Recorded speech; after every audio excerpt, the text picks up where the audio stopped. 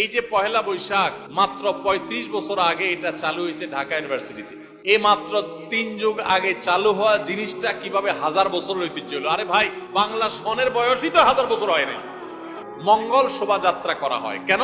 অনেকে আছেন এগুলো বললে বলে ভাই এগুলো কোনো প্রার্থনা না, কিছু না, আপনারা অযথা ঝামেলা করেন। আপনি নিজে মঙ্গল শোভাযাত্রা কি ও কেন লিখে সার দেন, এবং এটা নিয়ে বিভিন্ন পাবলিক বিশ্ববিদ্যালয়ের বিভিন্ন চারুকলা সহ বিভিন্ন ডিপার্টমেন্টের গুরুত্বপূর্ণ দায়িত্বশীল প্রফেসরগণ, শিক্ষকগণদের বক্তব্য অনলাইন নিউজ পোর্টালে এখনো আছে, অনলাইনে আপনি পাবেন, সার্চ করেন দেখেন। সেখানে তারা তাদের সাক্ষাৎকারে পরিষ্কার জানিয়েছে যে এটা হলো সারা বছর ভালো থাকার জন্য, মঙ্গল প্রার্থনার জন্য মঙ্গল শোভাযাত্রা। অর্থাৎ এই শোভাযাত্রা করলে এর মাধ্যমে মঙ্গল কামনা করা হয়। এই যে রাস্তায় রং করছে, মানুষের ঘরবাড়িতে রং নাই, বাসের রং নাই, পাবলিক পরিবহনের রং নাই, ট্রেনগুলোর রং নাই, সালবাকলা উঠে গেছে, অবস্থা খারাপ, কোনো শ্রী নাই, রূপ নাই, জায়গা মতো রং না করে কোথায় রং করতেছে? রাস্তায়।